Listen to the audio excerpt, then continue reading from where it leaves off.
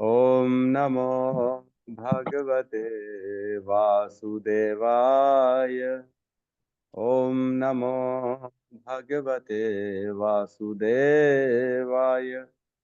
ओम नमो भगवते वासुदेवाय।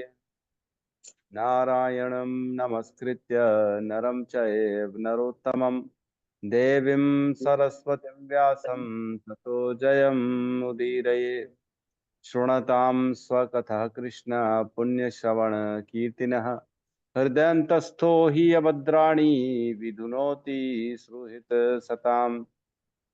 नष्टप्रायेषु अभद्रेषु नित्यं भागवत सेवया भगवती उत्तम श्लोके भक्तिर्भवति नैष्टिकी। कृष्णाय वासुदेवाय देवकी नंदनाय च नंदगोपकुमाराय गोविंदाय नमो नमः। जय श्री कृष्ण चैतन्य प्रभु नित्यानंद श्री अद्वैत गदाधर श्रीवासादि गौर भक्ता वृंद। हरे कृष्णा कृष्णा कृष्णा हरे हरे, हरे राम राम राम हरे हरे। हरे कृष्णा कृष्णा कृष्णा हरे हरे, हरे राम राम राम हरे हरे। हरे कृष्णा कृष्णा कृष्णा हरे हरे, हरे राम राम राम हरे हरे। हरे कृष्णा। सभी भक्तों का स्वागत है प्रातःकालीन श्रीमद् भागवतम के सत्र में। कल हमने श्लोक क्रमांक 36 किया था, राइट। 36 बहुत ही सुंदर श्लोक है। उसमें हमने कल पढ़ा, शृण्वन्ति गायन्ति गृह्णन्त्य भीक्षणशः स्मरन्ति नन्दन्ति तवे हितं जना त एव पश्यन्ति अचिरेण तावकं भव प्रवाहो परमं पदाम्बुजम्। तो यहाँ कह रही कुंती महारानी भगवान को कि आपका जो ये स्मरण है, आपके बारे में जो कथा है, आपके गुण रूप लीला का वर्णन है, ये सुनना और गाना है ना। उसके बाद गृणंती, अगर कोई नहीं मिलता तो अपने आप में गुनगुनाना है ना। स्मरंती, याद करना। और नंदंती, और अगर कोई कह रहा है तो उसमें हर्षित होना, खुश होना, प्रसन्न होना। ये 5 कार्य जो करते हैं तवे हितम जना, जो ये करते हैं है ना, इन कार्यकलापों को जो करते हैं, तो वे त एव पश्यन्ति अचिरेण तावकम, वो एकदम तत्काल देखते हैं। क्या देखते हैं? आपके चरण कमलों का वो दर्शन कर पाते हैं। और तावकम, आप ही के करेंगे और किसी का नहीं करेंगे, है ना। तावकम, और कोई अलग नहीं है, और आपके कोई अंश नहीं, कोई और स्वरूप नहीं, केवल आप ही के। और क्या करेंगे? भव प्रवाहो परमम, इस मृत्यु संसार जो है, जन्म मृत्यु का चक्र है, इसको काट देंगे और वो आपके धाम में, आपके चरणों में, आपकी शरण में आ जाएंगे। तो बहुत ही सुंदर श्लोक है। अचिरेण कहा गया है, मतलब तुरंत, तत्काल, ज्यादा समय नहीं लगेगा। वेटिंग पीरियड नहीं है, वेट लिस्ट टिकट नहीं कटेगी, कंफर्म टिकट मिलेगी हमारे। तो हमने कल इस श्लोक में बहुत अच्छी चर्चा करी थी। आज हम 37 नंबर श्लोक में प्रवेश करेंगे। बहुत ही सुंदर श्लोक है 37 भी, बहुत इंपॉर्टेंट श्लोक है। तो हम प्रवेश करते हैं 37 नंबर श्लोक में।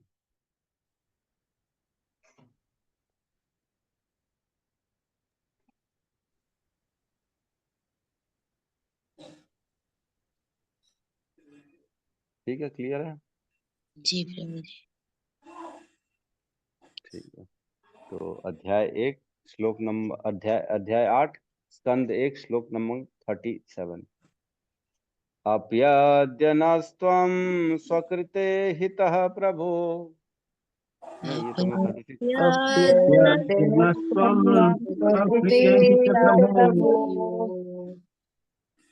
जिहाससि स्वेद सुहृदो अनुजीवनः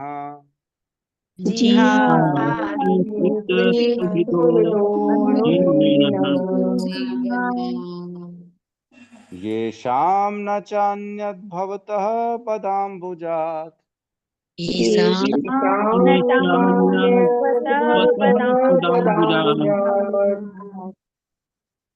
परायणं सुयोजितां हसाम्।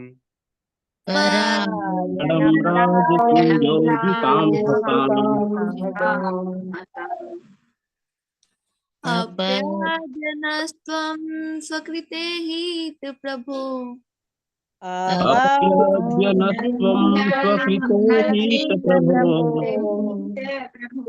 गृहाससि स्वेत् ससुहृदयोनुजीविनः जिहाससि स्वीतसुहृदो अनुजीविनः येषां न च अन्यद्भवतः पदाम्बुजात् येषां च अन्यापदाम्बुजात् पारायणं राजसूयोजिताहसाम् परायणं राजसूयोजितां हसाम् अपद्यनस्त्वं स्वकृते हित प्रभो अप्यद्यनस्त्वं स्वकृते हीत प्रभो जिहाससि स्वेत्सुहृदो अनुजीविनः जिहाससि स्वीतसुहृदो अनुजीविनः तेषां न चान्याद् भवता पदाम्बुजात् येषां न चान्याद्भवतः पदाम्बुजात् परायणं राजसूयोजिताम् अहंसाम् परायणं राजसूयोजितहंसाम्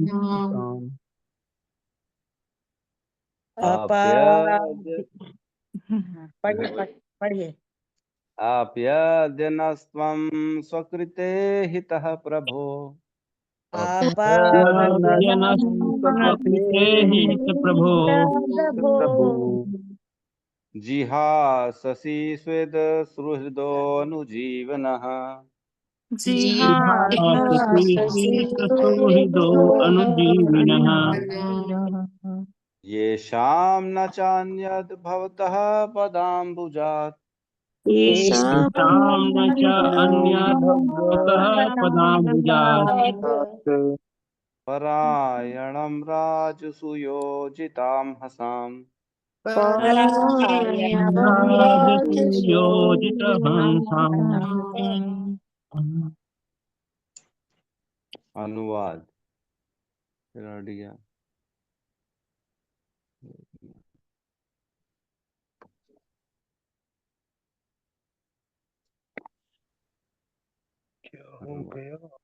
हे मेरे प्रभु, आपने समस्त कर्तव्य स्वयं पूरे कर दिए हैं। आज जब हम आपकी कृपा पर पूर्ण रूपेण आश्रित हैं और जब हमारा और कोई रक्षक नहीं है और जब समस्त राजा हमसे शत्रुता किए हुए हैं, तो क्या आप हमें छोड़कर चले जाएंगे? ओम अज्ञानतिमिरन्धस्य ज्ञानाञ्जन शलाकया चक्षुरुन्मीलितं येन तस्मै श्री गुरुवे नमः। श्री चैतन्य मनोभीष्टं स्थापितं येन भूतले स्वयं रूपः कदा मह्यं ददाति स्वपदान्तिकम्।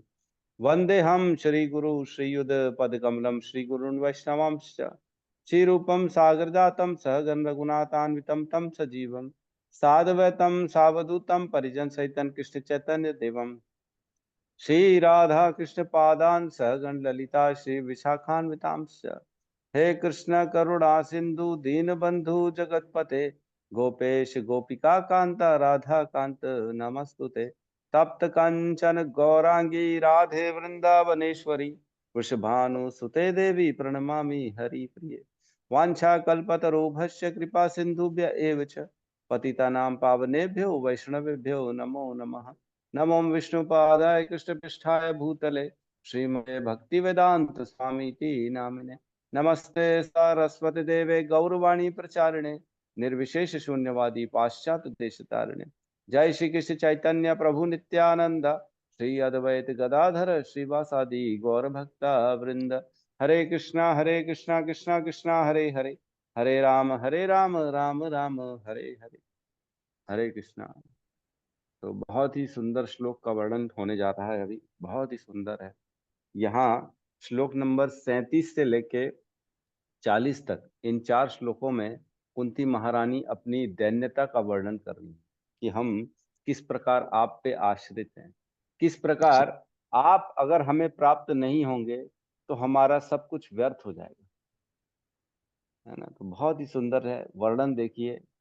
और ये कुंती महारानी जो कि 5 बाहुबली शक्तिशाली पांडवों का की माता है, जो पूरे पृथ्वी के राजा बन चुके युधिष्ठिर उनकी माता है, और वो किस प्रकार से अपने भावों को कृष्ण के सामने व्यक्त कर रही हैं, इसको हम समझने की कोशिश करेंगे।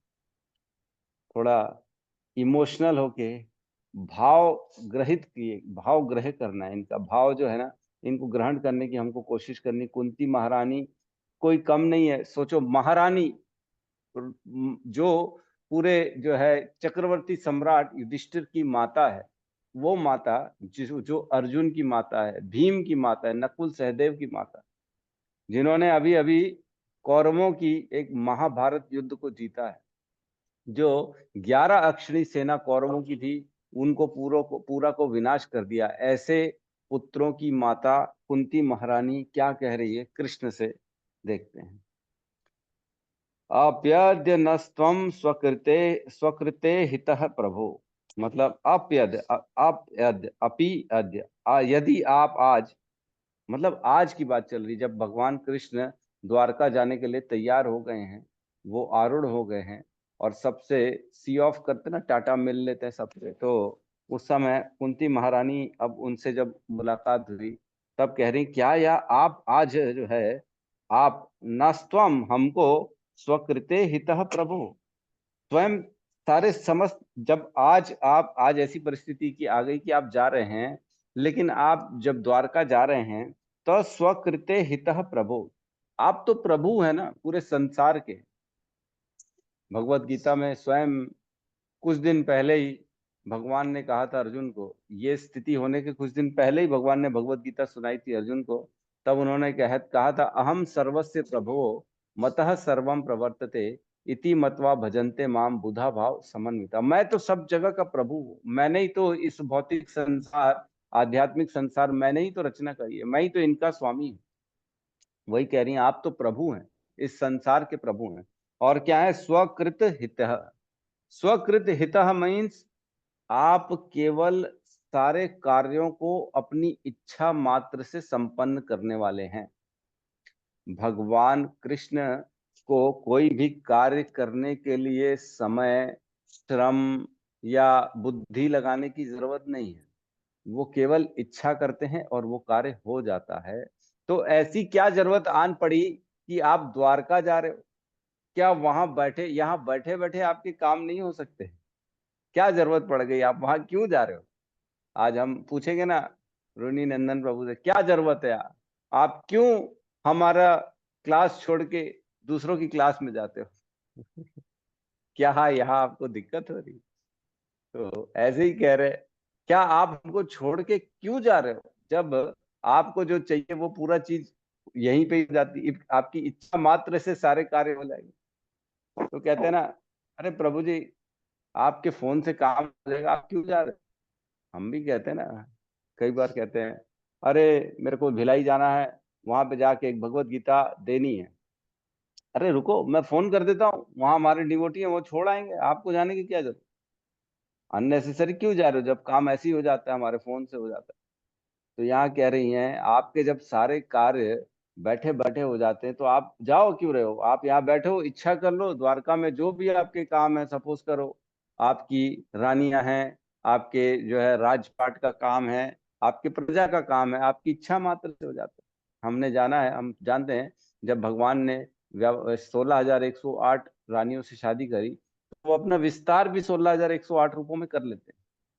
उनको खुद को जो है एक एक के साथ पर्सनली टाइम देने का जरूरत नहीं, ऐसा टाइम हो गया अब इधर अब उधर इधर, ऐसा नहीं। वो अपना एक्सपेंशन कर देते हैं, उनके सारे काम हो जाते। तो जब आप इतने सक्षम हो, तो आपको खुद जाने की क्या जरूरत है? आप रुको ना यहीं पे। रोकने का देखो तरीका, माता कुंती कैसे कह रही है कि स्वकृत हितो, मतलब ऑटोमेटिकली हो जाता है, और जाने की जरूरत नहीं, आपको स्वयं क्यों जा रहे हो?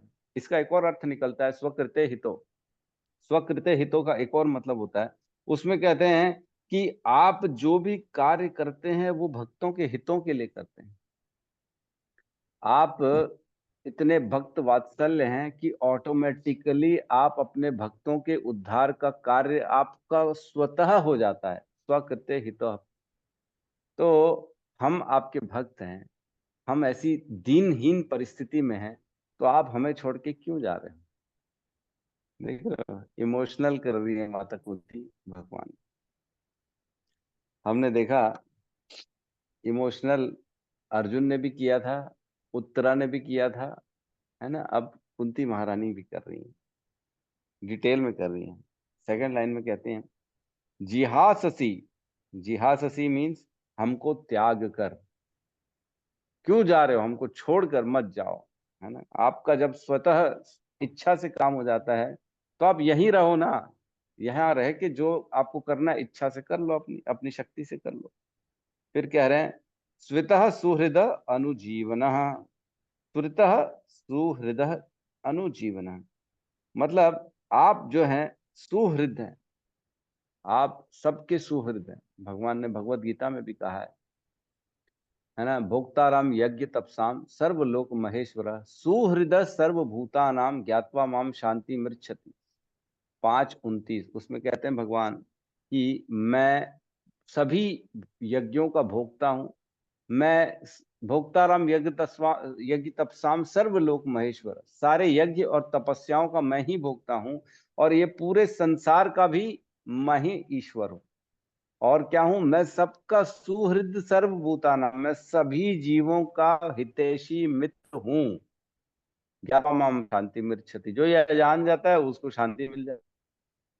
शांति नहीं मिल रही है आज की डेट में लोगों को, क्योंकि यही नहीं मालूम है कि कौन हमारा मित्र है, कौन दुश्मन है। खाली पॉलिटिक्स में लोग लगे हुए हैं। ओहो, बताते रुको इसको, आज हमारे साथ ऐसा किया ना, अच्छा बने रहते अभी इसके सामने, बाद में खुल के बताएंगे इसको। तो हमको पता ही नहीं पड़ता, जो हमको हमारे मित्र लगते हैं वही हमारे दुश्मन होते हैं। अंदर ही अंदर अलग ही जो है षड्यंत्र चल रहा है हमारे खिलाफ, पता ही नहीं पड़ता। ऐसा लगता है हाँ हाँ ये तो हमारे क्लोज हैं, लेकिन होते नहीं। तो यहाँ कह रहे हैं कि स्वेत सुहृद अनुजीवनम। तो क्या ये पॉसिबल है कि आप हमको त्याग कर अपने जो सुहृद, आपके जो क्लोज मित्र हैं, उनको कभी त्याग दोगे आप? है ना, अपने दोस्त को बोलते हैं दोस्ती का वादा है, तू छोड़ के मत जा मेरे को, मेरे भाई मेरा क्या होगा तेरे से। अब मित्र के रूप में बता रही है, आप तो खुद ने कहा है कि आप सुहृद हो, तो आप हमको छोड़ के क्यों जा रहे हो?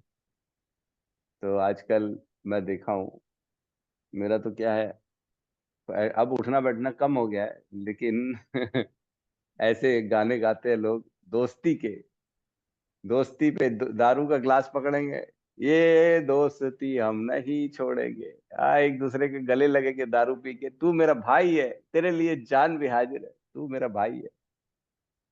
और बेचारे को पैसे की जरूरत पड़ जाएगी, 1-2 लाख मांग लेगा, तो अरे बाप रे, बोले इसको क्या जवाब दूं मैं। कैसे पीछा छुड़ाऊं इससे। तो दोस्ती, इस संसार की दोस्ती दिखावे की दोस्ती है, लेकिन भगवान की दोस्ती वाकई में दोस्ती है। तो यहाँ कह रहे हैं, आप तो सुहृद हो ना, हमारे मित्र हो ना, तो मित्र को कोई ऐसी परिस्थिति में छोड़ के जाता है क्या? अब कैसी परिस्थिति? देखो, जबकि इतनी बड़ी युद्ध को जीत चुके हैं, पांचों पांडव उनके पुत्र शक्तिशाली हैं, महान महान शक्तिशाली हैं पांचों पांडव। तो आगे बताएंगी कि ऐसी परिस्थिति में आप हमको कैसे छोड़ के जा सकते हो? हम तो कुछ नहीं कर सकते, हमारे पास तो खुद का कुछ है ही नहीं, ये बताएंगे आगे चल। और क्या करें, अनुजीवन। अनुजीवन मीन्स, आप पहले कहा उन्होंने आप हमारे मित्र हो, आप मित्रों को कैसे छोड़ के जा सकते हो? अब कह रहे अनुजीवन। अनुजीवन मतलब हमारा पूरा जीवन आपकी दया पर आश्रित है। देखो वर्ड्स कैसे बोल रही है कुंती महारानी, हम आपकी दया पर तो जीते हैं, अनुजीवन, हम हमारा पूरा जीवन आपकी कृपा के कारण ही तो चल पा रहा है। तो आप चले जाओगे तो हमारा जीवन कैसे चलेगा बताओ? हम क्या मेरे टुकड़ों पे पल रहा है, अरे ऐसा हो रहा है वैसा हो रहा है, ये कहते हैं ना आजकल लोग। तो ऐसी कह रही माता कुंती, हम आप ही के टुकड़ों पे तो पल रहे हैं। आप अगर हमारे को, हमारा अपना आश्रय, अपना शेल्टर हमारे से हटा दोगे तो हमारा जीवन चलेगा ही नहीं। पांचों पांडवों की माता कह रही हैं अनुजीवन, बहुत इंपॉर्टेंट है। हमें ये व्यक्त करना चाहिए भगवान के सामने कि भगवान, हमारा जीवन केवल आपकी दया के कारण चल रहा है। ये सच है। एक बार एक व्यक्ति बोलता है, अरे मैं न भगवान से कुछ मांगता हूं, न मैं भगवान के पास जाता हूं, न उनसे कुछ लेता हूं। भगवान से न मांगता हूं, न जाता हूं, न लेता हूं। तो भाई तुम जो है रोज सवेरे सूर्य की रोशनी क्यों ले रहे हो? तुम हवा क्यों ले रहे हो? तुम जल क्यों पी रहे हो? क्या तुम्हारा जल है? क्या तुमने बनाया? सरकार को अगर हम बिजली बिल नहीं पटाएंगे तो 15 दिन में ही फोन आ जाता है, भैया तुम्हारा बिजली बिल नहीं पटा है, तुम्हारा कनेक्शन काट दिया जाएगा। लेकिन क्या हमने सूर्य की रोशनी का आज तक कोई बिल पटाया है? नहीं पटाया।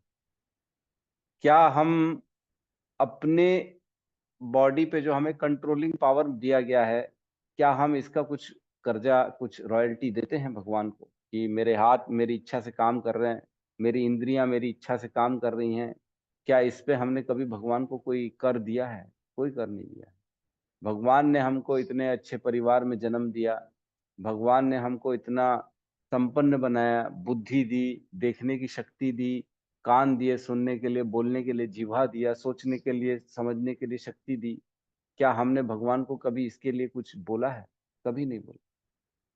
जबकि ये हम जानते हैं कि ये हमारे अधिकार नहीं है ना, कि हमको देना ही पड़ेगा। भगवान, आपने मेरे को जीवन दिया है तो आपको मेरे को आंख देनी ही पड़ेगी। आपने जीवन दिया तो मेरे को बुद्धि देनी ही पड़ेगी, नहीं तो मैं जो है सत्याग्रह आंदोलन कर दूंगा। ऐसा कैसे हो सकता है? आपने उसको तो पैसा दिया, मेरे को पैसा दिया नहीं। मेरे को गरीब घर में जन्म दे दिया, उसको इतना सुंदर क्यों शरीर दिया, उसकी त्वचा इतनी गोरी क्यों है, मेरी काली क्यों है? हम क्या क्लेम कर सकते हैं? क्या नहीं कर सकते? कौन सुनेगा? कोई नहीं सुनने वाला है। तो अनुजीवना, हम एक्चुअल में जीवन की छोटी से छोटी आवश्यकता के लिए भी भगवान पर निर्भर हैं। हमको रोज भगवान के सामने बहुत धन्यवाद देना चाहिए कि हे प्रभु, बहुत बहुत धन्यवाद आपका। आपने एक और दिन मुझे दे दिया। अब मैं कोशिश करूंगा इस दिन में भी, आज के दिन में भी, मैं ये दिन भी आपको समर्पित करूं, सारे कार्य ऐसे करूं जिससे आपकी प्रसन्नता हो। तो एक श्लोक आता है, हम सबको रोज रात को बोलना चाहिए। श्रीमद् भागवतम का ही श्लोक है, 11वें स्कंद का। रात को सोने से पहले अपने सारे कार्यों को भगवान को समर्पित करना चाहिए। श्लोक है, कायेन वाचा मनसेन्द्रियैर्वा, है ना, कायेन वाचा मनसेन इंद्रियेन वा बुद्धि आत्मना अनुवृत स्वभावात्। कायेन वाचा मनसेन्द्रियैर्वा आत्मना बोधवानुसृत स्वभाव करोति यत् यत् सकलं परस्मै नारायणायेति समर्पयेतत्। ये श्लोक है। रोज हमको कायेन वाचा मनसेन्द्रियर्वा, जो हमने कर्म किए हैं अपने वचनों से, मन से, इंद्रियों से, जो भी हमने किया है, बुद्ध आत्मा अनुसृत स्वभावात, जो भी अपने स्वभाव के वश होते हुए और अपनी बुद्धि से मैंने जो भी कर्म किए हैं, वो करोति यत् यत् सकलम परस्मै, ये सारे के सारे जो भी मैंने किए हैं, सकलम परस्मै, ये सारे के सारे जो है मैं आपको समर्पित करता हूं। नारायणायति समर्पयाम समर्पयेत। तो बद्ध जीवन में अर्जित विशेष स्वभाव के अनुसार मनुष्य अपने शरीर, वचन, मन, इंद्रिय, बुद्धि या शुद्ध चेतना से जो कुछ करता है, उसे यह सोचते हुए परमेश्वर को अर्पित करना चाहिए कि यह नारायण की प्रसन्नता के लिए है ना। तो 11:2:36, कैंटो 11 अध्याय 2 श्लोक क्रमांक 36। कायेन वाचा मनसेन्द्रियैर्वा बुद्धयात्मना वानुसृत स्वभाव करोति यत् यत् सकलम परस्मै नारायणायति समर्पयेतत्। ठीक है, 11:2:36, 11.2.36।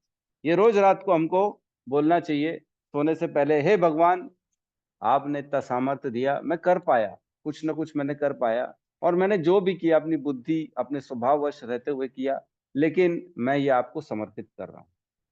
तो यहाँ हमको अपने ऊपर कुछ नहीं रखना चाहिए, अदरवाइज कर्म का बंधन चालू हो जाएगा। ठीक है, तो अनुजीवन मतलब हमारा जीवन आपकी दया पर ही निर्भर है। फिर कह रही हैं ये शाम न च अन्यत भवतः पदाम्बुजात।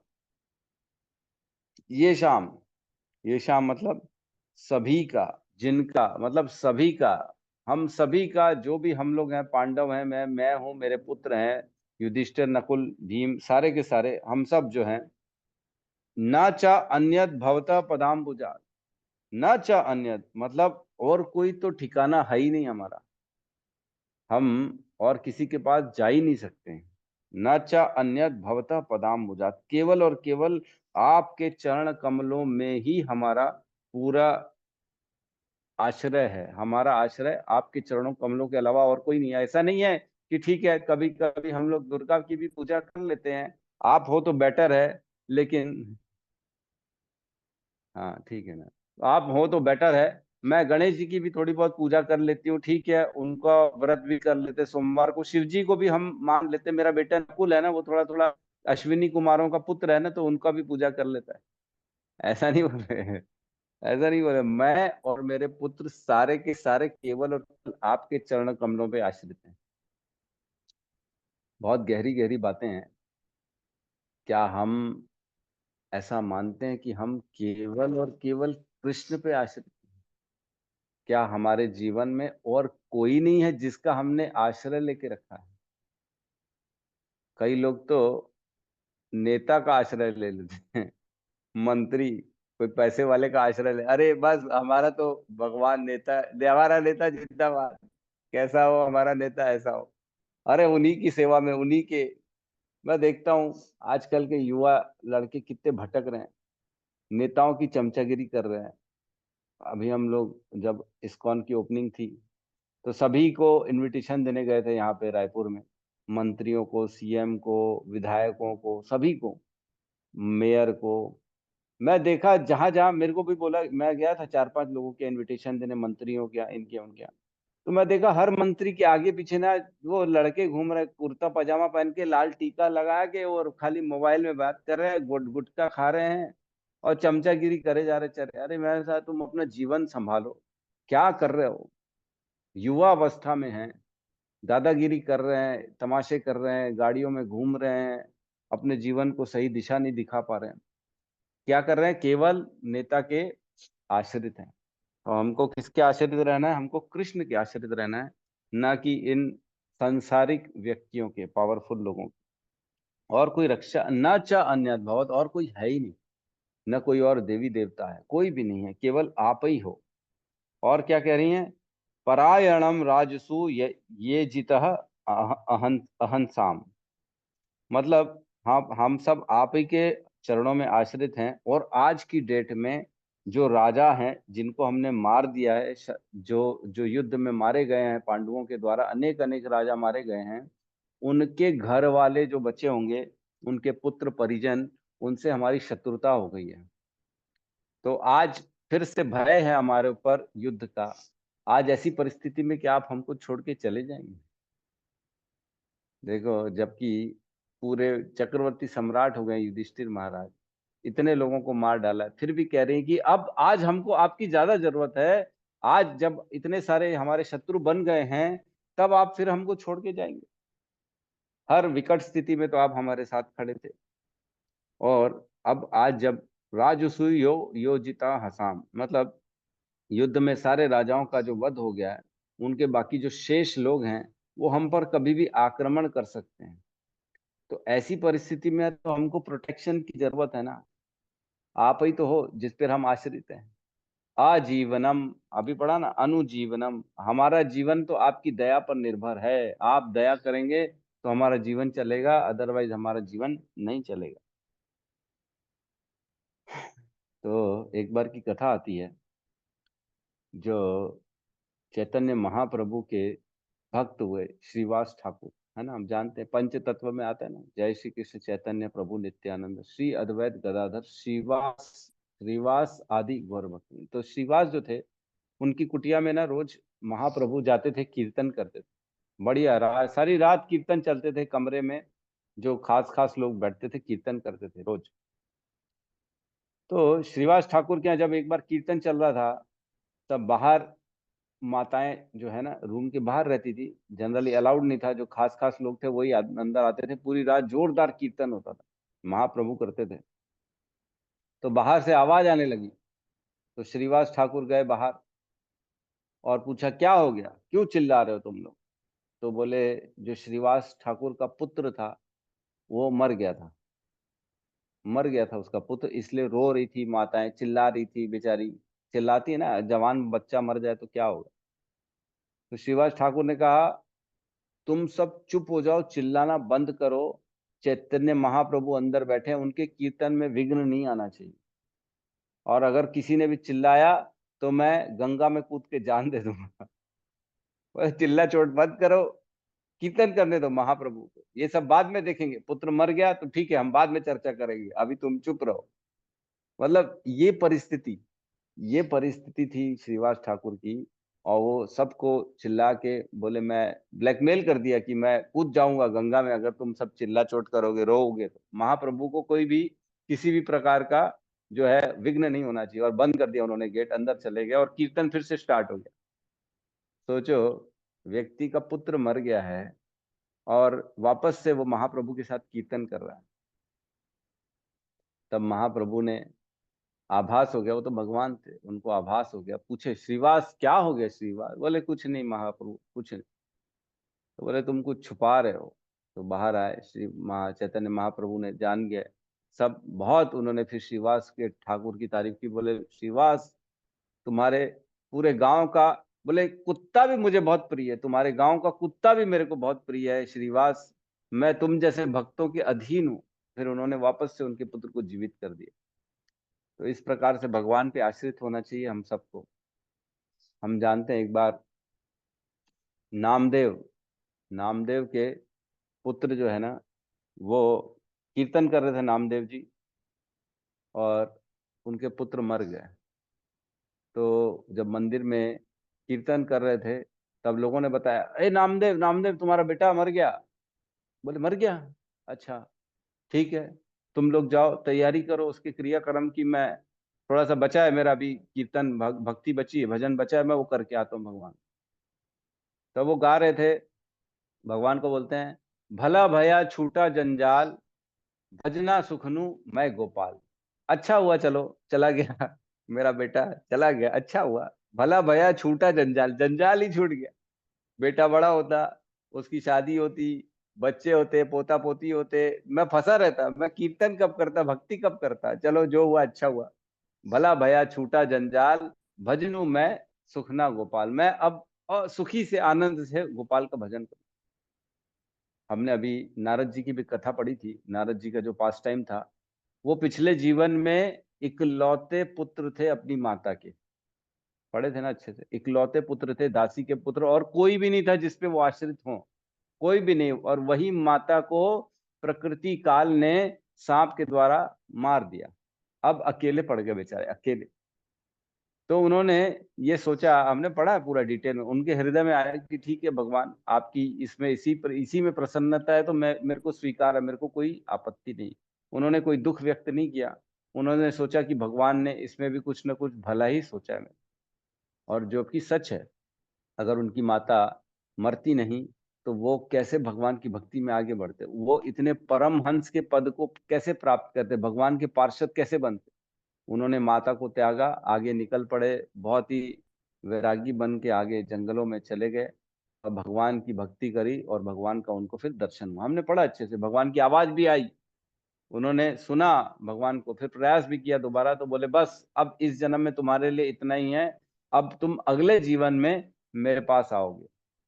तो फिर वो पूरे विचरण करने लगे इस पृथ्वी में, भगवान का नाम लेते लेते, उनका कीर्तन करते करते। हमने पढ़ा था पूरा डिटेल में।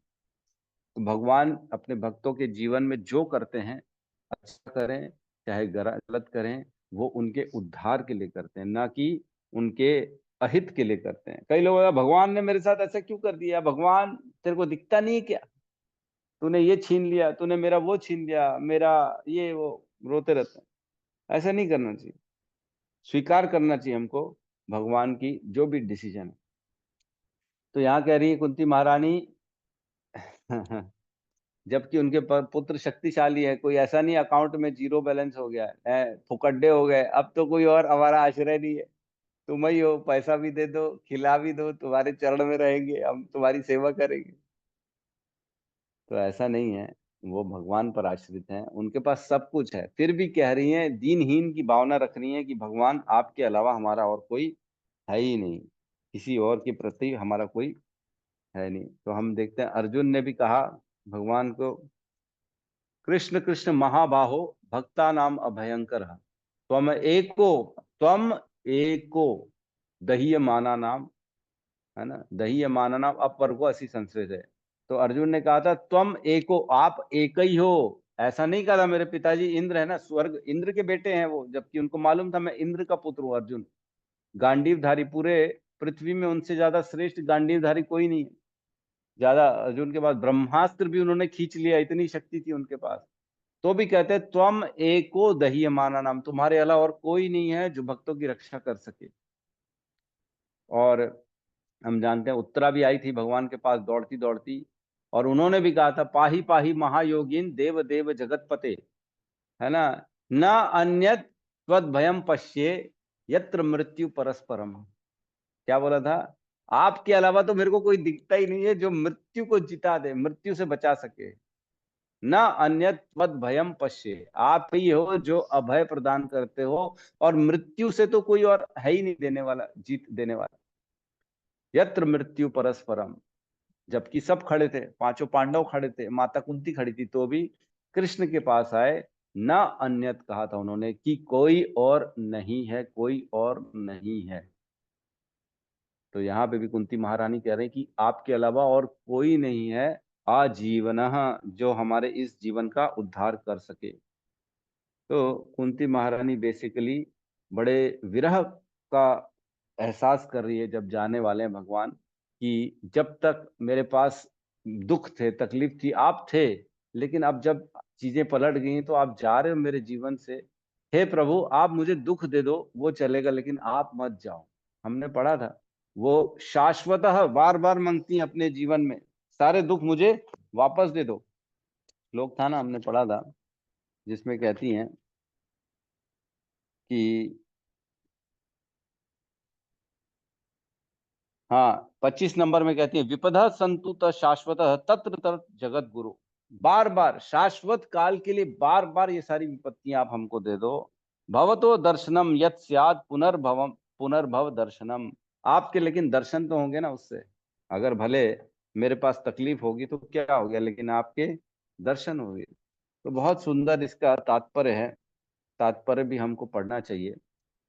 प्रभुपाद इसमें बोलते हैं पहली लाइन में, पहले 3 लाइनों में, पांडव अत्यंत भाग्यशाली थे क्योंकि स्वभाववश वे श्री भगवान की कृपा पर पूर्ण रूपेण आश्रित थे, हर रूप से भगवान पर आश्रित थे वो। भौतिक जगत में किसी की दया पर आश्रित होना घोर दुर्भाग्य का चिन्ह होता है। जैसे हमने चर्चा करी, कोई नेता पर आश्रित है, कोई अपने घर वालों पे आश्रित है, कोई अपने धन पे आश्रित है, कोई अपने बल पे आश्रित है, कोई अपने स्वजनों पे आश्रित है, तो ये बड़ा ही दुर्भाग्य है। भगवान से प्रभुपाद अपने भक्तों से कहते थे even I can cheat you but Krishna will never cheat you. Prabhupada कहते थे हो सकता है शायद मैं भी तुमको चीट कर लूं, लेकिन भगवान कृष्ण कभी तुमको चीट नहीं करेंगे, उन पे आश्रित रहो और किसी पे आश्रित मत रहो। और इसमें कहा गया है भौतिक संसार जो है, प्रकृति, वो अपने नियमों में कठोर है, जन्म मृत्यु जरा व्याधि ये सबको आएंगे ही आएंगे, इससे कोई बचा नहीं सकता हमको। हम ये सोच लें कि मैं नेता का खास हूँ, मैं सीएम का खास हूँ, मैं कलेक्टर का खास हूँ, हमेशा हो जाएगी किसी भी परिस्थिति में, तो भूल जाओ, कहीं से कोई किसी की रक्षा नहीं कर सकता। जन्म मृत्यु जरा व्याधि दुख दोषानुदर्शन, ये दुख है, ये सबके जीवन में आएंगे ही आएंगे, भले कितना ही बलशाली क्यों ना हो, कितना ही बलशाली क्यों ना हो, उसके जीवन में मृत्यु आएगी, बुढ़ापा आएगा, उसके जीवन में बीमारियां आएंगी ही आएंगी, उसका कोई निवारण नहीं।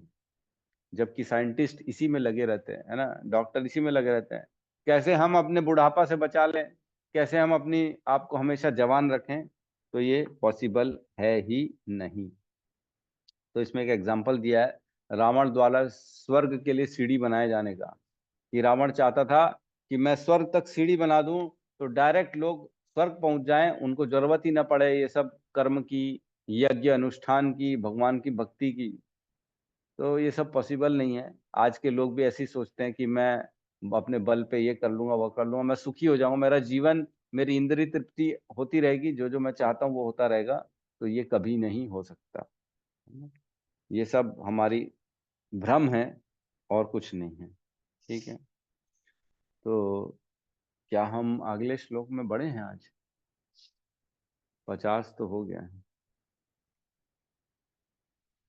ठीक है, तो बेसिकली यहाँ पे कुंती महारानी चाहती हैं कि भगवान ना जाएं, उनको छोड़ के, उनके पुत्रों को छोड़ के। वो और उनके पुत्र पांचों के पांचों वो पूर्ण रूप से भगवान पर आश्रित हैं और किसी पे आश्रित नहीं है, और किसी पे आश्रित नहीं है। ये ध्यान देने की बात है। तो हमको भी भगवान से रोज प्रार्थना करनी चाहिए कि हे भगवान, मैं पूर्ण रूप से आप पर आश्रित हूँ, और जो मैं कर पा रहा हूँ ये आपके कारण ही कर पा रहा हूँ। तो आप स्वीकार करिए और मुझे अपने शरण में रखिए, मुझे सामर्थ्य दीजिए, मुझे ऐसी बुद्धि दीजिए कि मैं और अच्छे से आपकी सेवा करूं और आपको और अच्छे से प्रसन्न करूं। आप मुझे कभी भी छोड़ के मत जाना, आप हमेशा अपनी कृपा मुझ पर बरसाते रहना। तो इस तरह से हमको भगवान के लिए भाव रखना चाहिए। जैसे इसमें लिखा है, कुंती महारानी के लिए श्री भगवान का विछोह वैसे ही था जैसे मछली का जल से विलग होना। बहुत ही सुंदर उदाहरण दिया प्रभुपाद ने। वो कहते हैं, मछली कितनी ही बड़ी क्यों ना हो, कितनी बड़ी क्यों ना हो, शक्तिशाली है, बहुत बड़ी मछली है, वेल है ना, बहुत बड़ी मछली, क्या वो पानी के बगैर रह सकती है? नहीं रह सकती। वैसे ही है, पांडव कितने भी शक्तिशाली क्यों ना हो, कृष्ण के बगैर नहीं रह सकते। हम जानते हैं, जब कृष्ण अपने स्वधाम चले गए थे, तब अर्जुन उनकी सारी रानियों को लेके वापस आ रहे थे हस्तिनापुर। तो रास्ते में भीलों ने उन पे आक्रमण कर दिया था, है ना, और आक्रमण में अर्जुन हार गए थे। हार गए थे, सोचो, वो अर्जुन जो इतनी बड़ी महाभारत का युद्ध जीत चुके थे, वो हार गए। क्यों? क्योंकि कृष्ण नहीं थे उनके साथ। तो हमारा बल, हमारी शक्ति तब होती है जब वो कृष्ण पे समर्पित होती है, तभी हमारे काम हो पाएंगे, अदरवाइज नहीं हो पाएंगे। ठीक है, तो किसी का कोई प्रश्न है तो हम यहाँ पे ले सकते हैं। नहीं भगवान का करेगा, सोते सोते रह गया। पद्म प्रिया माता जी कही। हरे कृष्णा प्रभु जी, जन्म प्रभु जी, मैं तन्मय जी। अपने अपने यहाँ प्रभु जी को बता रही थी कि कुंती माता जी इतना दुख मांगती थी ऐसा करके। तो वो बोलते हम्म, हैं, तो वो भी तो स्वार्थी है कि भगवान को अपने पास रखना चाहती, तो उसको क्या बोलूं प्रभु जी? बिल्कुल, ये अच्छा स्वार्थ है भगवान से। हमारी देखिए, हमको बिल्कुल ये आशाएं और ये प्रयास करना चाहिए कि भगवान हमारे साथ रहे, हमारे पास रहें। ये स्वार्थ सबसे अच्छा है। ये ही स्वार्थ होना चाहिए कि मैं भगवान की शरण में रहूं, भगवान मेरे साथ रहें। तो एक बार की कथा आती है। बड़ी विचित्र कथा है। मैंने ऐसी कहीं सुनी थी, मेरे को याद नहीं आ रहा मैंने ठीक से कहाँ सुनी थी।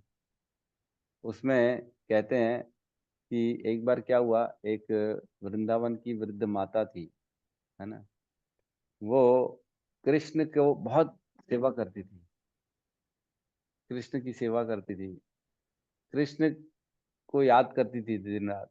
फिर एक बार क्या हुआ, उसकी बच्चे अच्छे आए होंगे, वो उसको पता पड़ा जिसको याद करो ना उसको बहुत हिचकी आती है ना, उसको किसी ने बताया आप याद जिसको करोगे उसको बहुत हिचकी आती है। तो उसने क्या किया कि अरे, बोले मैं तो दिन रात कृष्ण को याद करती हूँ, उसको हिचकी आएगी तो वो तो परेशान हो जाएगा बेचारा, मैं अब से उसको याद नहीं करूंगी, अब से याद नहीं करूंगी, उसको हिचकी आएगी मेरे नाम पे, बेचारा कैसे खड़ा होगा, कैसे दिन रात अपना काम करेगा। तो वो कोशिश कर रही थी कि उसको याद ना आए कृष्ण की। लेकिन कृष्ण की याद ना आए, ये कोशिश करना भी तो कृष्ण को याद करना ही है एक तरह से। तो कृष्ण बड़े प्रसन्न हो गए थे। फिर उनको दर्शन दिया था कि तू सच में मुझे याद करती है, तू सच में मेरी हितैषी है। तो भगवान ने दर्शन दिया था उसको। और एक बार की एक और कथा मैंने सुनी थी कि कृष्ण के एक बहुत बड़े भक्त थे, है ना। सचमुच की घटना है ये। आज भी मैं सुना हूँ, ये यूट्यूब में ही किसी ने कथा बताई थी, मेरे को नहीं मालूम सच है कि नहीं है। बट ऐसा कहते हैं कि जो वृंदावन में मंदिर है ना, बाके बिहारी मंदिर, वहां पे मंगला आरती नहीं होती है। ऐसा मैंने सुना उसी में। तो क्यों नहीं होती है, उसके पीछे का कथा पूरी थी कि एक भगवान का भक्त था, बड़ा शुद्ध भक्त था, वो ठाकुर जी के सारे काम करता था, सारे काम करता था। तो उसका पंडित जो था वो बोलता है तुम एक काम करो, ठाकुर जी के लिए यहीं पे पहरा दो रात को। तो वो, हाँ ठाकुर जी के लिए काम मैं करूंगा और किसी का काम नहीं करूँ। तो ठाकुर जी का पहरा देता है। बोले ठाकुर जी रात को आराम करते हैं, पंडित जी बोलते हैं तो तुम रात को पहरा देना, उनको आराम करना बहुत जरूरी है, बेचारे दिन भर खड़े रहते हैं। बोले हाँ ठाकुर जी दिन भर दर्शन देते हैं, सबको खड़े रहते हैं। तो जब रात को पहरा दे रहे थे तो उसने देखा कि ठाकुर जी रात को निधिवन जा रहे थे रासलीला करने। तो बोले ठाकुर जी चलो अंदर, आपके सोने का समय हो गया, ये कोई जाने का समय है? दिन भर खड़े हो, मेहनत किए हो, आप आराम करो। तो ठाकुर जी बोले अरे भाई मेरे रासलीला का टाइम हो गया, मेरे को जाने दे। तो बोलता है नहीं नहीं मैं नहीं जाने दूंगा, आपका आराम का टाइम हो गया, आपको सोना पड़ेगा अभी। सोचो भगवान से भक्त कैसे चित करते हैं। वो भक्त जिनके लिए सारे काम कर रहे हैं, वो भगवान से जिद कर रहे हैं, वो कहते हैं नहीं नहीं आपको आराम करना पड़ेगा, आपको जाओ सो जाओ, सोने का टाइम। तो वो भगवान उसको कैसे करके समझा, बोले अच्छा एक काम कर, चल भाई निधिवन में तू चल, यहाँ पहरा दे रहा है ना, वहीं पे मेरे साथ चलना, वहां पे खड़े हो जाना, मैं थोड़ी देर फटाफट उनका भी दर्शन, उनको भी आशीर्वाद देके उनका भी संग करके आ जाऊं। तो भगवान ने समझाया बुझाया और उसको लेके गए अपने साथ निधिवन। निधिवन के बाहर ही खड़े थे और भगवान अंदर गए, वहां रासलीला वगैरह करके। फिर जब सुबह मंगल आरती का समय हुआ तब वो चिल्लाने लगा ठाकुर जी चलो, मंगल आरती का समय हो गया, पंडित मेरे को चिल्लाएगा। बोले तू कहाँ चला गया, तेरे को मैंने जब यहाँ की सर्विस दी थी भगवान की जो है पहरेदारी की, तो तू कहाँ चला गया? तो ठाकुर जी दौड़े दौड़े आए, बोले अच्छा चल भाई चल, तू छोड़ेगा नहीं मेरे को। तो दौड़ दौड़ के गया फटाफट, और भगवान अंदर चले गए अपने ऑल्टर में और ये बाहर खड़ा हो गया। पंडित वगैरह सब आए, बोले चलो अब खोलो, मंगल आरती का समय हो गया। तो उसने मना कर दिया, उसने पहरेदार ने जो ठाकुर जी का था, बोले नहीं मैं नहीं खोलने दूंगा। बोले क्यों, अब तो मंगल आरती का समय है। बोले नहीं अभी तो आए हैं बेचारे निधि वन से, कब आराम करेंगे, फिर तुम दिन भर उनको खड़ा कर दोगे दर्शन के लिए, उनको क्या आराम नहीं करना है क्या? बोले मैं नहीं खोलने दूंगा। तो पंडित समझ गया कि वाकई में इसको ना भगवान के दर्शन होते हैं।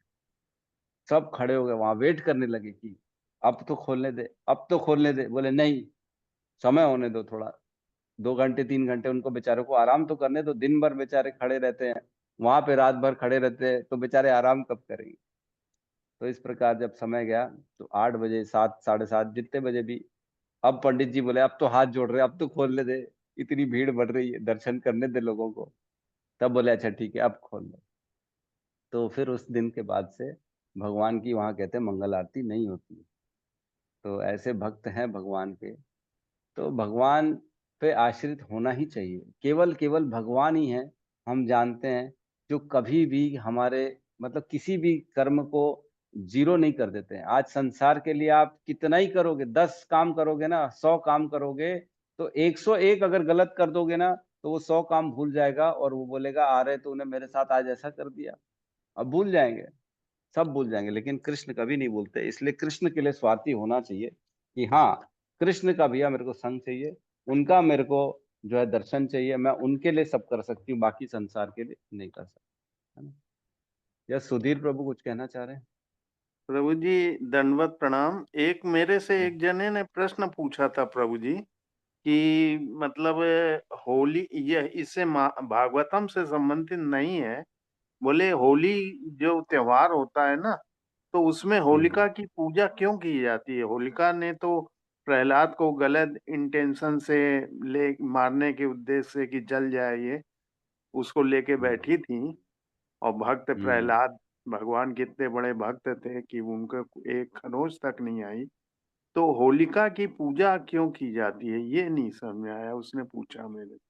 मैं उसका उत्तर भी नहीं मैं दे मैं आपको बता दूं, होलिका की पूजा होती ही नहीं है। पाया। अच्छा। वो पूजा क्या होती है, मैं आपको बता दे रहा हूँ। वो पूजा होती है धर्म की अधर्म के खिलाफ जीत की। प्रहलाद महाराज जब होलिका की गोद में बैठे थे तो होलिका स्वयं जल गई थी, प्रहलाद महाराज को खरोच भी नहीं आई थी। जी भक्त की जीत थी, भगवान की जीत थी, इसलिए पूजा की जाती है, होलिका को जलाया जाता है और भक्त प्रहलाद की वाह वाह की जाती है कि हे भगवान, हे नरसिंह भगवान, आपने अपने भक्त को जिता दिया, आपकी भक्ति जी सबसे श्रेष्ठ है। हम भी इस वाक्य से, इस घटना से हम भी सीखते हैं कि हमको केवल और केवल भगवान की भक्ति में आगे बढ़ना चाहिए, ये असुर प्रवृत्ति को नहीं देखना चाहिए। तो बेसिकली वो अग्नि जो जलाई जाती है वो हमारे हृदय में जो असुर रूपी गंदे विचार हैं, गंदी कलमशें हैं, उनको जलाने के लिए, वो दिखाने के लिए संसार में कि नहीं, हमको भी भक्त प्रहलाद के समान समर्पित होना चाहिए। कैसी भी अग्नि क्यों न रहे, केवल और केवल भगवान का आश्रय लेना चाहिए, तो हमारे को कोई नष्ट नहीं कर सकता। बेसिकली ये होती है। लोग अब भटक गए हैं, क्या करेंगे, लोगों को मालूम ही नहीं है। होलिका माता हाँ, की वो जय गलत करते हैं। क्वेश्चन था उसका प्रभु जी, गलत क्वेश्चन था, हाँ, इसीलिए मैं चुप रहा। मैंने कहा पहले मैं हम्म। अपने को वो कर लूं, फिर उसका उत्तर अरे दूंगा। मैं अपनी माता को समझाता हूँ, मेरी माता खुद जाती है होली में और वहां जाके होलिका माता की जय करती है। अरे मैंने कहा, तो होलिका माता की जय करती, वो तो हाँ हिरण्यकश्यपु की बहन थी, असुरी थी, वो तो मारना चाहती थी भक्त को, उसकी कोई जय जयकार थोड़ी होता है। तो जी, मैं समझाया तो वो लोग समझ गए। फिर अब से प्रहलाद महाराज की जय करते हैं वो लोग वहां जाके। बिल्कुल। जी जी जी। धन्यवाद प्रभु जी, बहुत बहुत। हरे हरे कृष्णा। यस सावित्री माता जी। हरे हरे कृष्ण प्रभु जी, दंडवत प्रभु जी। धन्यवाद। युधिष्ठिर महाराज तो धर्मराज के बेटे थे और अर्जुन इंद्र के थे, फिर ये भीम और नकुल सहदेव किसके बेटे थे प्रभु जी? हाँ, ये आपको नहीं मालूम है? ये तो नहीं सबको मालूम है, हमारी आनंदनी माता जी बता देंगी आपको। उसके बताइए माता जी। प्रभु जी मैं सुन नहीं पाई क्वेश्चन, थोड़ा मेरे कान में थोड़ा कम सुनाई देता है, मैं सुन नहीं पाई। अच्छा, और एक बार कह रही हैं बताइए। कि अर्जुन इंद्र के पुत्र थे और युधिष्ठिर यमराज के पुत्र थे, और फिर भीम और नकुल सहदेव किसके पुत्र थे? चले चलो। अश्विनी पुत्र थे नकुल और सहदेव। हम्म। और भीम? और भीम पवन पुत्र थे। पवन पुत्र थे। बस मिल गया आंसर माता जी आपको, सावित्री माता जी। मैं कंफ्यूज थी, हनुमान जी वायुपुत्र थे तो भीम कौन थे, इसलिए उसमें थोड़ा सा दुविधा हो रहा था मुझे। हरे कृष्ण प्रभु। दोनों भाई हो गए ना, हनुमान जी और भीम वैसे तो भाई हो गए, पवन पुत्र हैं दोनों, वायु के पुत्र हैं। और जी अश्विनी कुमार, दो अश्विनी कुमार हैं स्वर्ग में जो रहते हैं, जिनको स्वर्ग का डॉक्टर कहा जाता है, वो अश्विनी कुमार के पुत्र हुए नकुल और सहदेव। हरे कृष्ण प्रभु। ठीक और ठीक प्रभु है जी तो अच्छा हुआ कि आप सीढ़ियां नहीं बनाई, हम लोग तो पहुंच ही नहीं पाते थे, अभी तो धनुषकोडी में हो सब डूब गया। हमको नहीं देखने को मिला। सीढ़ी चढ़ ही नहीं पाते, घुटनों में इतना दर्द होता है बोले, वो वैष्णो बोल रहे देवी की तो सीढ़ी चढ़ नहीं पाते, तो कहाँ से जाएंगे हम स्वर्ग की सीढ़ी में। मिलता स्थान है वो धनुषकोडी में, वहां लंका जाने का वो भी तो नहीं है कुछ भी। हरि बोल। अरे वाह। यस, श्री रघुनाथ दास जी कहिए, क्या कहना चाहते हैं आप? हरे कृष्ण प्रभु जी, दंडवत प्रणाम। प्रणाम प्रभु जी। प्रभु जी, मेरा एक प्रश्न है कि जैसे हमारे इस्कॉन मंदिरों में जैसे हमारे यहाँ राधा रास बिहारी जी हैं, तो उसमें जो कृष्ण है वो मतलब गोरे हैं, और भी बहुत सारे इस्कॉन मंदिरों में जो कृष्ण रहते हैं वो श्याम वर्ण के होते हैं। तो प्रभु जी, जैसे जैसे वहाँ जिस जिस मंदिरों में विग्रह स्थापित किया जाता है, तो वहाँ के महाराज जी लोग का अलग अलग भाव रहता होगा क्या प्रभु जी की? जैसे हमारे रास बिहारी हैं, जैसे कहीं जैसे पटना में राधा बांकी बिहारी हैं, और मतलब जैसे जुहू में भी, तो हर जगह नाम अलग अलग है भगवान का। तो तो प्रभु जी उसी के अनुसार उनका वर्ण बदलता होगा क्या प्रभु जी, या महाराज जी लोग का भाव अलग रहता होगा? देखिए, पहले तो ये हमको समझना चाहिए कि क्या कृष्ण मतलब गोरे हैं कि काले हैं। तो एक कथा आती है, कृष्ण गोरे हो गए थे। एक बार सरोवर में स्नान करने गए थे, तो उन्होंने राधा का दर्शन किया, और राधा को देखा, तो जब डुबकी लगाई तो वो गोरे हो गए, एकदम गोरे। तो बलराम ने बोला, अरे क्या कर दिया तुमने, लोग पहचान जाएंगे तुम भगवान हो। तो देखा, अरे हाँ, बोले मैं तो गोरा हो गया। फिर उन्होंने डुबकी लगाई तो फिर काले हो। तो भगवान इन सब चीजों के अधीन नहीं है। वैसे भगवान का वर्ण, भगवान का जो है, तो ये अलग अलग जो है ना कथाएं, अलग अलग भगवान की महिमाएं, इनके कारण उनका वर्ण ऐसा गोरा काला बना देते हैं। बाकी देखिए, इतने सारे अलग अलग नाम इसलिए हैं ताकि हम सब भगवान की अलग अलग लीलाओं का स्मरण कर सकें, है ना। भगवान का एक नाम तो नहीं हम जानते, भगवान के अनेक नाम हैं। तो अलग अलग नाम से अलग अलग, जैसे अब सबका नाम राम राम राम रख देंगे तो कंफ्यूजन हो जाएगा। तो इसलिए अलग अलग नाम रखा जाता है ताकि अलग अलग उनकी लीलाएं स्मरण हो सके। और ऐसा कोई बहुत बड़ा इसमें जो है ना गहरा चिंतन का विषय नहीं है। भगवान की लीलाएं गुण अलग अलग तरह से लोग दृष्टि डालें, इसलिए ये रखा जाता है, इसलिए ये किया जाता है। ठीक है प्रभु जी। जी प्रभु जी, हरे कृष्णा। यस, कल्पना माता जी कुछ कहना चाहती हैं? प्रभु जी सादर प्रणाम। प्रभु जी, गीता में अर्जुन के कितने नाम दिखाए? मैंने गिना नहीं है माता जी। और जो गिनेगा वो बता देगा बैठ के कितने नाम है। गूगल में देखे तो 12 नाम थे उसमें गीता में, गीता में हाँ 12 होंगे नाम। ना। पृथा पुत्र है, सर्वसाची हैं, अर्जुन है और कौन कौन से हैं, कौन गुड़ाकेश। से गुणा गुडाकेश। केश है, कौन ते हैं, ऐसे अलग अलग हैं, बहुत सारे नाम हैं। तो बैठ के गिनना पड़ेगा, बैठ के काउंट करना पड़ेगा तो पता पड़ जाएगा। ठीक है, गूगल कर लिया तो वो भी ठीक है, 12 नाम बता दिया आपने, बहुत अच्छी बात है। प्रभु जी, हरे कृष्ण नकुल और सहदेव प्रभु जी। किसके पुत्र थे? कौन प्रभु जी? अश्वनी कुमार। जैसे आपने बताया ना, एक भीम पवन पुत्र थे, युधिष्ठिर यमराज के हाँ थे, अर्जुन इंद्र के थे, और हाँ, नकुल और सहदेव फिर किसके हुए? अश्विनी कुमारों के। अच्छा। अश्विनी कुमार है ना दो, जो स्वर्ग में रहते हैं, जो स्वर्ग में सबका इलाज करते हैं, वो डॉक्टर कहलाते हैं वहां के। और उनका मुख पहले अश्विनी घोड़े के समान था, इसलिए उनका नाम अश्विनी कुमार पड़ा। लेकिन जबकि वो खुद इतने बड़े डॉक्टर थे, तो क्या हुआ, एक बार कथा आती है कि एक अश्विनी कुमार का गला कट गया, तो दूसरे ने उसमें वापस उसका इलाज करके मनुष्यों का सर लगा दिया। फिर इसका भी गला काट दिए, फिर इसको भी अश्विनी अपना मनुष्यों का शरीर का सर लगा दिए। तो इस प्रकार वो मनुष्य के रूप में आ गए, क्योंकि वो तो खुद वैद्य है ना, वो सब कर सकते हैं।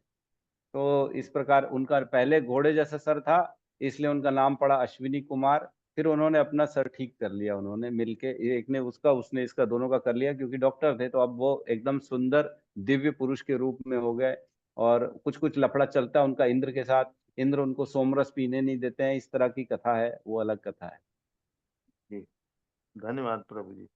हरे कृष्णा धन्यवाद। प्रभु जी, धन्यवाद प्रणाम।